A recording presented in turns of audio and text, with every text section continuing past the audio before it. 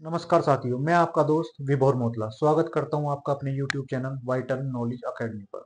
दोस्तों, अभी हम पिछली क्लासों में आधुनिक इतिहास को पढ़ रहे थे और उसमें हमने जाना यूरोपियन का भारत में आगमन।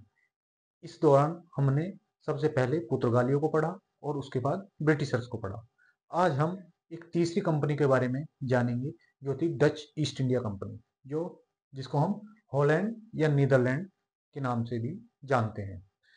तो घटना उसी समय की है जब उधर ब्रिटिशर्स भारत में आ चुके थे या आने की तैयारी में थे। 1600 में कंपनी की स्थापना कर चुके थे।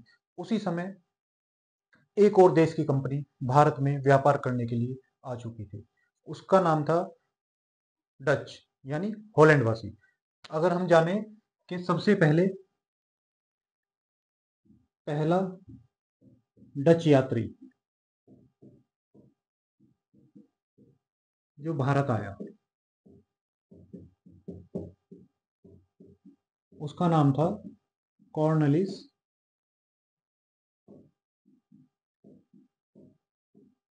डी हॉटमैन। ये 1595 में भारत पहुंचा। 1595 में, यानी ब्रिटिशर्स के आने से पहले ही। अगर यात्री के क्रम में देखें तो डच वासी यात्री कॉर्नेलिस डी हॉटमैन अंग्रेजों से पहले ही भारत में आ चुका था। लेकिन कंपनी की स्थापना के क्रम में हम देखेंगे कि ब्रिटिशर्स की कंपनी की स्थापना हमने पढ़ा था 31 दिसंबर 1600 को हो चुकी थी। और जो डच कंपनी है, इसकी स्थापना डच कंपनी की स्थापना जो हुई वो 1602 में हुई। ठीक है। ब्रिटिशर्स यानी अंग्रेजों की कंपनी थी, जो इंग्लैंड की कंपनी ईआईसी, उसकी स्थापना 1600 में हो चुकी थी। लेकिन इसकी स्थापना 1602 में हुई। तो कंपनी के क्रम में, स्थापना के क्रम में अंग्रेज पहले आएंगे, लेकिन यात्री के क्रम में डच यात्री कॉर्नेलिस डी हॉटमैन पहले भारत पहुंचा। ठीक है। इसकी स्थापना हुई और ये कैसी कंपनी थी? ये एक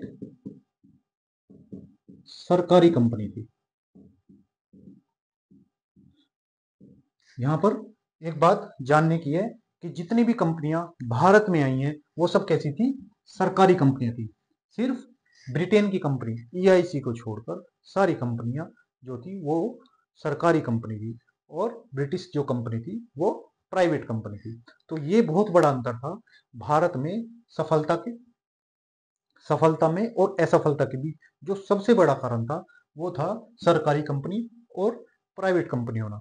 सरकारी कंपनी पे सरकार का अधिक हस्तक्षेप होता था, इसके लिए वो अच्छी तरह से निर्णय लेने में और काम करने में असफल रहे। उसके बाद जो ब्रिटिश कंपनी थी वो एक प्राइवेट कंपनी थी। वो लाभ के लिए कार्य करती थी और अपने डिसीजन यानी निर्णय लेने के लिए स्वतंत्र थी। तो ब्रिटिश कंपनी का भारत में सफलता का कारण सबसे बड़ा था उसका प्राइवेट कंपनी होना। अगर हम इसके कंपनी के नाम की बात करें तो इस कंपनी का नाम था वेरी निगड़े ओ ओस्ट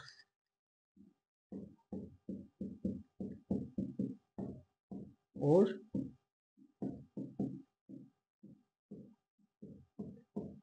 ठीक है, वेरी निगड़े ओस्ट इंडसे कंपनी। ठीक, इस कंपनी का नाम था।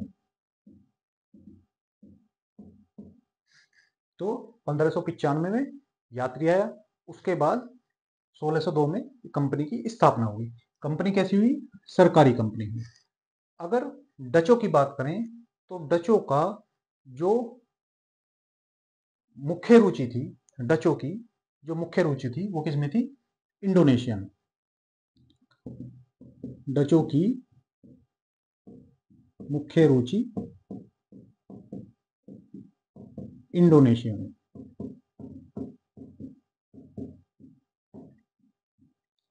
क्यों? क्योंकि इंडोनेशिया भी 0 डिग्री यानी विषुवत रेखा पर पड़ता है और वहां भी मसालों का उत्पादन अत्यधिक मात्रा में होता है। तो जो डचों की मुख्य रुचि थी वो इंडोनेशिया से व्यापार में थी और इंडोनेशिया से क्या करते थे? मसालों का व्यापार करते थे। मसालों का व्यापार करते थे। कहां से? इंडोनेशिया से। कौन? डच मसालों का व्यापार करते थे। और इन्होंने इसीलिए अपना जो केंद्र बनाया, तो डचों का पूर्वी एशिया में जो केंद्र बना, यानी या मुख्यालय बना, वो कहां बना? ये बना बटाविया, बटाविया इंडोनेशिया।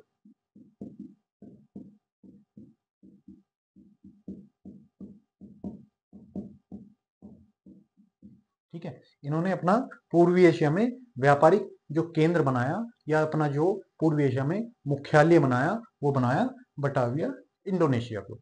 क्योंकि इनकी जो मुख्य रुचि थी वो मसालों में थी, और मसालों की प्राप्ति ये कहां से कर रहे थे? इंडोनेशिया से कर रहे थे। तो भारत में इन्होंने अपना मुख्य केंद्र नहीं बनाया, इंडोनेशिया में अपना केंद्र बनाया। लेकिन भारत से भी व्यापार करते थे। भारत में ये मसालों को छोड़कर भारत से जो व्यापार करते थे, उसमें सबसे अधिक भाग सूती पुरुष वस्त्रों का था। तो भारत से किसका व्यापार किया? इन्होंने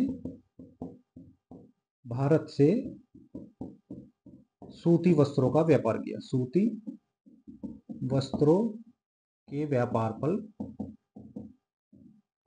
बल दिया। ठीक है, और इन्होंने जो इसी क्रम में इन्होंने जो अपना मुख्यालय बनाया भारत में, वो बनाया नागपट्टनम को। भारत में मुख्यालय वो कहां बना? नागपट्टनम। और जो इन्होंने पहली फैक्ट्री लगाई, पहली फैक्ट्री डचों ने जो अपनी पहली फैक्ट्री लगाई, वो मसूली पट्टनम में, नागपट्टनम और मसूलीपट्टनम। ठीक है, तो ये हमारा केंद्र। और जो इनकी फैक्ट्री लगी वो कब लगी? 1605 में। 1605 में पहली फैक्ट्री मसूलीपट्टनम में लगाई। तो ये थी हमारे डच की कुछ बातें कि उन्होंने कहां से व्यापार शुरू किया और किसको अपना केंद्र बनाया। एक बार देख लेते हैं। पहला जो यात्री था वो था कॉर्नलिस डी हॉटमैन, जो कहां आया? भारत आया। कब आया? 1995 में भारत आया। उसके बाद जो कंपनी की स्थापना हुई वो 1602 में हुई। ठीक है, 1602 में किसकी स्थापना हुई? कंपनी की स्थापना हुई। जो इसका नाम था वो था वेरिनिगार्डे ओस्टे इंडस कंपनी के नाम से। ये एक सरकारी कंपनी थी। डचों की मुख्य रुचि किसमें थी? इंडोनेशिया में थी। वहां पर उन्होंने बटाविया इंडोनेशिया को अपना केंद्र बनाया। डचों की पहली फैक्ट्री भारत में 1605 में मछलीपट्टनम में लगी, और भारत में इन्होंने अपना केंद्र नागपट्टनम को बनाया। ठीक है, उसके बाद भारत डच एकमात्र ऐसे यूरोपीय थे जिन्होंने भारत और इंडोनेशिया के बीच व्यापार किया। अब उस समय क्या था कि भारत के सूती वस्त्रों की मांग इंडोनेशिया में काफी अधिक थी, और इंडोनेशिया के मसालों की। जैसे हम देखें, ये हमारा हो गया भारत। ठीक है, और यहाँ पे ये हो गया, ये मान लो इंडोनेशिया हो गया। तो यहाँ पे क्या थे? मसाले। और भारत में क्या थे? सूती वस्त्र। तो डच यानी हॉलैंड वासी पहले ऐसे यूरोपियन थे जो भारत से इंडोनेशिया और इंडोनेशिया से भारत के बीच क्या करते थे? व्यापार करते थे, और यहां से क्या कमाते थे? लाभ। सभी ने कैसे लाभ कमाया? सभी यूरोपीय कंपनी क्या किया? भारत से और पूर्वी एशिया से मसाले ले जाते थे, और कहां ले जाते थे? यूरोप में। या वस्त्र ले जाते थे, कहां ले जाते थे? यूरोप में। लेकिन एकमात्र कंपनी, डच कंपनी ऐसी थी जो भारत से इंडोनेशिया और इंडोनेशिया से भारत के बीच व्यापार करती थी। क्योंकि यहाँ के सूत्री वस्त्रों की मांग कहाँ पे थी? इंडोनेशिया यानी पूर्वी एशिया में थी। और यहाँ से जो मसाले थे वो भारत में अच्छी कीमत पर बिकते थे। ठीक है, तो अगर कोई पूछे कि इंडोनेशिया और भारत यानी पूर्वी एशिया और भारत के बीच व्यापार में लाभ कमाने वाली कंपनी कौन सी थी, तो वो थी डच कंपनी। जिसने लाभ कमाया। इसीलिए आप देखेंगे डचों ने भारत के पूर्वी हिस्से पे अपनी अधिकतर फैक्ट्री लगाई। कहाँ पे? पूर्वी हिस्से पे। पश्चिमी हिस्सों पे इन्होंने उतना अधिक जोर नहीं दिया। जैसे हमने देखा पुत्रगा सूरत में किसने लगाई फैक्ट्री? अंग्रेजों ने लगाई। तो ये पश्चिमी हिस्सा हो गया, पूर्वी हिस्से पे इन्होंने लगाई। और अपना केंद्र भी नागपट्टनम और मछलीपट्टनम पूर्वी हिस्से पर बनाया। अब जिस समय ब्रिटिशर्स और डच लगभग एक ही समय पर भारत में आए, उस समय पर हम सबने पढ़ा था कि पुर्तगाली अपना व्यापार स्थापित कर चुके थे भारत में। तो सबसे सौभाग्य सी बात है, अगर कोई बाहर से आएगा तो संघर्ष होगा। तो डच और पुर्तगालियों के बीच संघर्ष। जो सबसे अधिक पुर्तगालियों को नुकसान पहुंचाया है वो डचों ने ही आके पहुंचाया है। अगर हम इसके कारण की बात करें, संघर्ष का कारण व्यापारिक प्रतिद्वंदिता।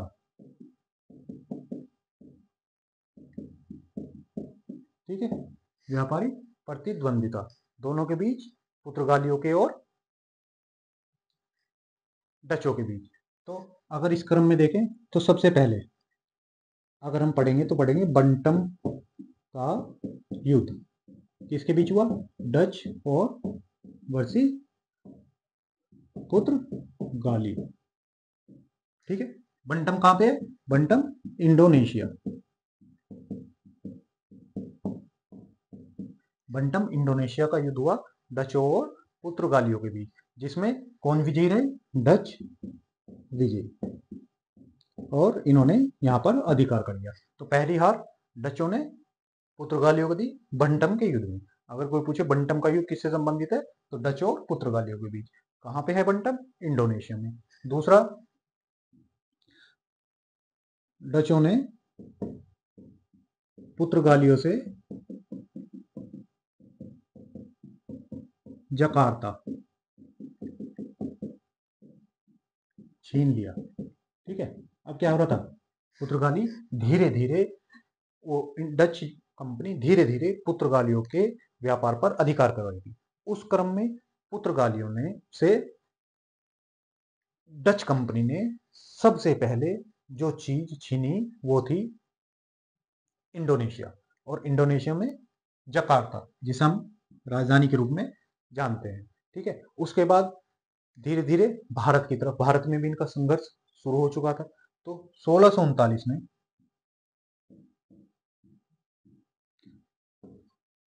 पुर्तगालियों से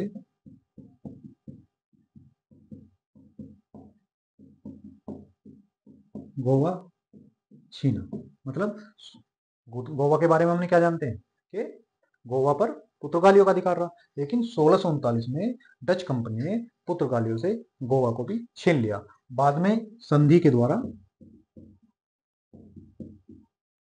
वापस किया। बाद में दोनों के बीच में संधि हुई और इसको वापस किया। उसके बाद देखें तो 1641 में पुर्तगालियों से मलक्का भी डचों ने छीन लिया, और श्रीलंका से भी इनको बाहर कर दिया। तो 1641 मलक्का जल संधि और श्रीलंका की पुर्तगाली बस्ती पर भी अधिकार कर लिया।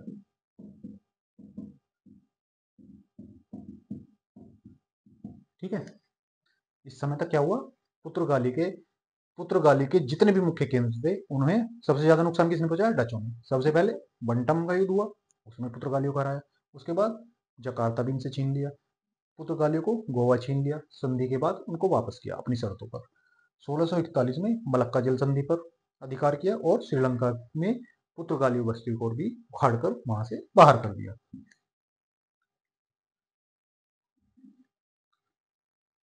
अब एक दूसरी कंपनी थी ब्रिटिश, जो व्यापार करने आई थी उसी समय पर।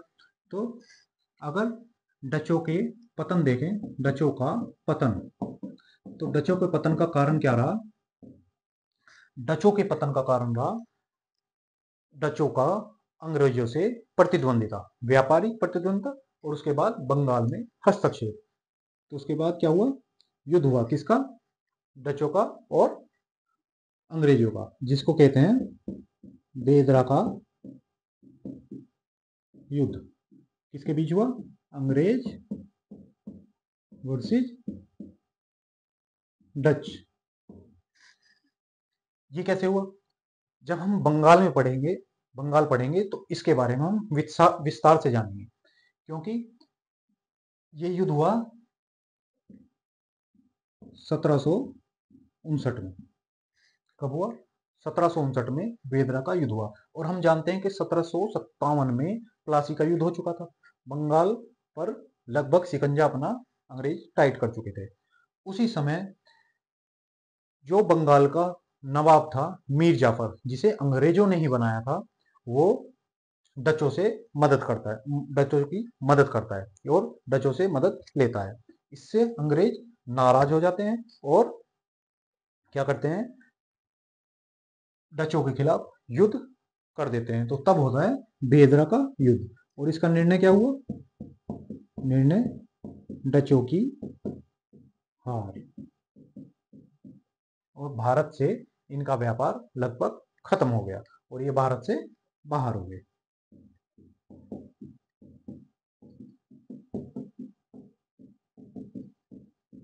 ठीक है, तो ये था हमारा डच डच कंपनी का इतिहास क्या भारत में रहा। अगर हम इनके पतन का कारण जाने तो पतन के कारण में आएगा बेदरा का युद्ध, जो 1759 में हुआ। ठीक है, कहां पे, बंगाल में, अंग्रेज और डच के बीच में। कारण क्या रहा, मीर जाफर का मदद मांगना डचों से, और उससे अंग्रेजों ने नाराज होकर डच के खिलाफ ही क्या कर दिया, युद्ध कर दिया, और बेदरा के युद्ध में हराकर भारत से डचों को बाहर कर दिया। उसके बाद अगर हम देखें तो एक कंपनी आती है, Francis company, French company.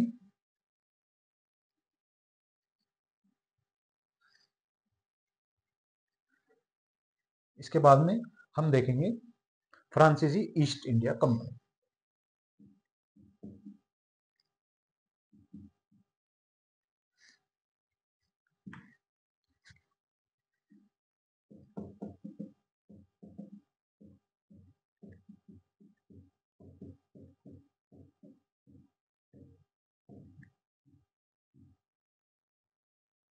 Bharat में सबसे आखिर में, यानी सबसे लेट जो कंपनी, यूरोपीय कंपनी आई, वो थी फ्रांसीसी ईस्ट इंडिया कंपनी। अगर इसका हम वास्तविक नाम जाने,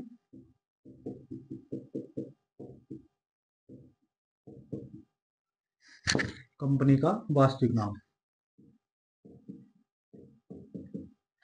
इसका वास्तविक नाम था इंडसे ओरिएंटल लेस कंपनी। क्या नाम था, इंडसे oriental lens company. Oriental lens company कहाँ की थी, ये थी फ्रांस की कंपनी। अगर स्थापना की बात करें तो स्थापना उस समय राजा राजा लुई 14 के समय, लुई 14 का एक मंत्री था जिसका नाम था कॉलबर्ट, मंत्री कॉलबर्ट ने स्थापित की। ठीक है, अगर मंत्री, राजा का मंत्री स्थापित कर रहा है तो कैसी कंपनी होगी, हम जान सकते हैं कैसी कंपनी थी, ये एक सरकारी कंपनी थी। ठीक है, ये कैसी थी, सरकारी कंपनी। और इसके पतन का कारण भारत में क्या रहा, इसका एक सरकारी कंपनी होना रहा, और दूसरा एक मजबूत प्रतिद्वंदी थे, यानी ब्रिटिश कंपनी से इसका सामना होना। जैसा कि हम जानते हैं कि 18वीं सदी में ये कब आए हैं भारत में, ये भारत में आए हैं 1664 में। कंपनी की स्थापना कब हुई है, स्थापना 1664 में। ठीक है, 1664 में इनकी कंपनी की स्थापना हुई, और इन्होंने पहली फैक्ट्री लगाई अपनी 1668 में। 1668 में इन्होंने अपनी पहली फैक्ट्री लगाई। ठीक, कहाँ पे लगाई है? वो इन्होंने सूरत में लगाई है, जहां पर अंग्रेजों ने लगाई। अब अंग्रेजों के स्थान पर ये फैक्ट्री लगा रहे हैं यहाँ पे, है ना। और हम जानते हैं कि 18वीं सदी में विश्व में दो महाशक्तियां थी, एक फ्रांस और एक ब्रिटेन, और इनके मध्य बड़ी प्रतिद्वंदिता थी यूरोप में भी, और वही कंपनी यहाँ पर भी आ गई, तो यही प्रतिद्वंदिता यहाँ पर भी लेकर आए, और यहाँ पर भी वही युद्ध का इनका क्रम जारी रहा। और अगर हम इसकी जाने, इस क्रम में इनकी दूसरी फैक्ट्री, जो इनकी दूसरी फैक्ट्री लगी है, वो इन्होंने मछलीपट्टनम में लगाई है। ये मछलीपट्टनम, पहली कहां पे लगी? सूरत में, दूसरी लगी मसूलीपट्टनम में। और फ्रांसीसियों ने भारत में अपना जो मुख्यालय बनाया, भारत में मुख्यालय यानी केंद्र, जो अपनी मुख्यालय बनाया वो बनाया पांडेचेरी को, जो आज में क्या है? पुद्दुचेरी। ठीक है, इसको आज हम कैसे जानते हैं? पुद्दुचेरी के नाम से जानते हैं। और जो इसको केंद्र बनाया, वो बनाया था 1673 में। ठीक है, 68 में इन्होंने कंपनी लगाई सूरत में, 73 में कहां बनाया केंद्र? कहां पर? पुद्दुचेरी में। और दूसरी फैक्ट्री मसूलीपट्टनम में 1669 में लगाई। ठीक है, तो ये क्रम याद रहेगा। 68 में पहली फैक्ट्री सूरत में, 69 में दूसरी फैक्ट्री मसूलीपट्टनम में, फिर 73 में इन्होंने केंद्र बनाया पुद्दुचेरी को। ठीक है, और पुद्दुचेरी में एक किला बनाया, या फोर्ट लुई की स्थापना की। कहां पर? पुद्दुचेरी। किसके द्वारा हुई? फ्रांसीसियों के द्वारा हुई। क्योंकि पुद्दुचेरी का अगर हम संस्थापक देखें, इसके पुद्दुचेरी की जो स्थापना किसने की है? फ्रांसीसियों ने की है। और इसके जो संस्थापक रहे हैं वो हैं फ्रांसीसी मार्टिन। फ्रांसीसी एक व्यक्ति थे जिनका नाम था फ्रांसीसी मार्टिन। तो संस्थापक कौन हो गए इसके? फ्रांसीसी मार्टिन। ठीक है, जो पुर्तगालियों ने पुद्दुचेरी की जमीन वेलिकोडापुरम के शासक से ली थी।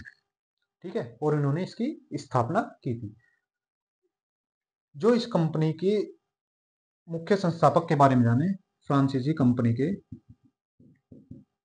मुख्य संस्थापक वो थे डुप्ले। इनके बारे में हम आगे जानेंगे कि डुप्ले ने कैसे इसकी स्थापना की, जब हम कार्नेटिक यानी कर्नाटक युद्ध के बारे में पढ़ेंगे। 3 कर्नाटक हुए जिन्हें सप्तवर्षीय युद्ध के नाम से भी हम जानते हैं। किसके बीच में? अंग्रेजों और फ्रांसीसियों के बीच में। क्योंकि जैसे मैंने बताया, 18वीं सदी में विश्व में दो महाशक्तियां थी, एक फ्रांस और दूसरी ब्रिटेन, और दोनों के भी व्यापारिक प्रतिद्वंदिता कहाँ पे रहती थी? यूरोप में रहती थी। जैसे ही फ्रांसीसी कंपनी भारत में आई, तो यहाँ पर जो अंग्रेज थे पहले से ही अपना व्यापार जमा चुके थे, तो जो प्रतिद्वंदिता यूरोप में इन दोनों के बीच थी, वही प्रतिद्वंदिता भारत में भी इनके बीच रही। कई बार तो ऐसा होता था कि फ्रांसीसी और अंग्रेज एक साथ बैठे चाय पी रहे हैं, और फिर आदेश आया तो दोनों चाय का कप रखा और तलवार उठाकर लड़ने लगे। ठीक है, तो ऐसी प्रतिद्वंदिता इनके बीच में रही। और इन्होंने जो अपनी पहली फैक्ट्री लगाई वो सूरत में 1668 में, 1669 में कहाँ लगाई? मसूलीपट्टनम में। उसके बाद इन्होंने 1673 में अपना केंद्र जो बनाया वो बनाया पुद्दुचेरी को। और पुद्दुचेरी के जो संस्थापक थे वो थे फ्रांसीसी मार्टिन, जिन्होंने वेलिकोडापुरम के शासक से ये जमीन लेकर पुद्दुचेरी की स्थापना की। पुद्दुचेरी को फ्रांसीसी सभ्यता की खिड़की भी कहा जाता है। अगर हम देखें तो पुद्दुचेरी को फ्रांसीसी सभ्यता की खिड़की भी कहा जाता है।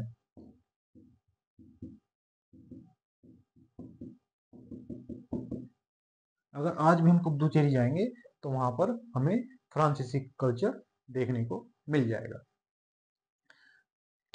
एक कंपनी और थी यूरोपीय, जिसका नाम था डेनिश ईस्ट इंडिया कंपनी। जो डेनमार्क की कंपनी थी। उसके बारे में कभी कभी एग्जामिनर क्वेश्चन पूछ लेता है, तो उसकी बारे में कुछ हम लिख लेते हैं। तो अब हम जानेंगे डेनिश ईस्ट इंडिया कंपनी के बारे में, जिसका कोई खास व्यापार तो भारत में नहीं रहा, लेकिन 2-4 क्वेश्चन इससे कभी कभी बन जाते हैं। अब पढ़ेंगे Danish east India company.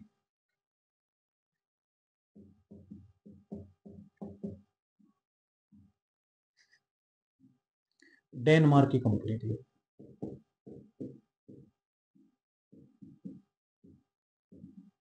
Danish east India company कहाँ हुई थी? डेनमार्क की कंपनी थी। और अगर इसकी स्थापना की बात करें, 1616 में इस कंपनी की स्थापना हुई। 1620 में आगमन, स्थापना 1620 में। कंपनी का भारत में आगमन, कंपनी का अगर भारत में आगमन देखें,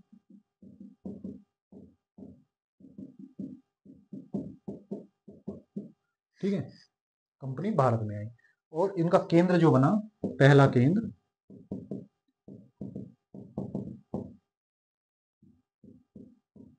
ट्रंकबर, तमिलनाडु में इन्होंने अपना केंद्र बनाया। किसने? डेनिश कंपनी ने। और 1667 में पहली कंपनी रामपुर में लगाई, पहली फैक्ट्री।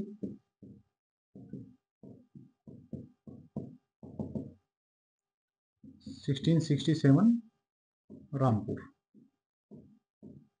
ठीक है, रामपुर में इन्होंने पहली फैक्ट्री खोली। और 1845 में अपना सारा व्यापार ये अंग्रेजों को बेचकर भारत से चले गए। कब? 1845